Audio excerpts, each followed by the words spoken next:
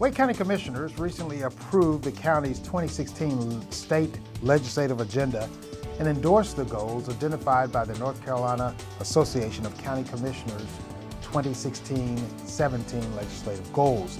Joining us to talk about those legislative board goals is Chris Dillon, Intergovernmental Relations Manager for Wake County. Thanks for being here. Thank you for having me. Why are legislative goals needed? Well, I would say goals are needed for any organization.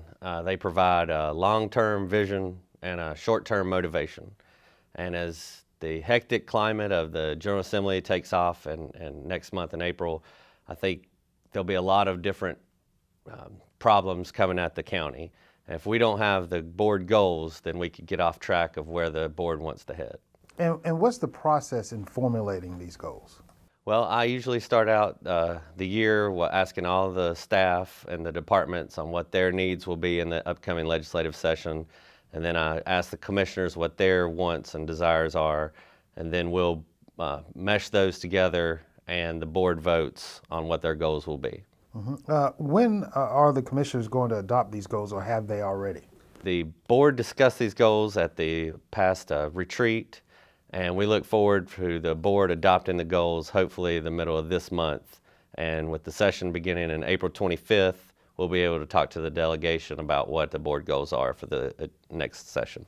Now, would these goals mirror those set forth by the State Association of County Commissioners?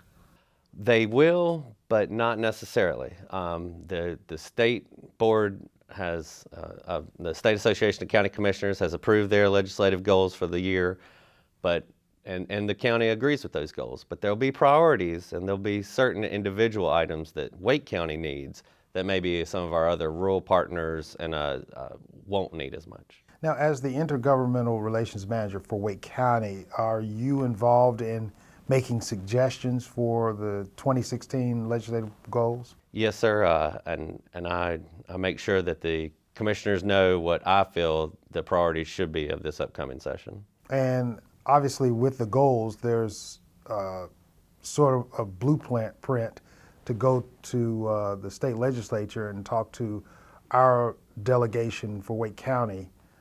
Is there a way of funneling the information from Wake County to the state lawmakers? Yes, sir. We are active with our Wake County delegation. That's 16-member delegation. We meet with them with the Wake County commissioners, and the legislative delegation meets together. We hope to have one more meeting before the April session begins.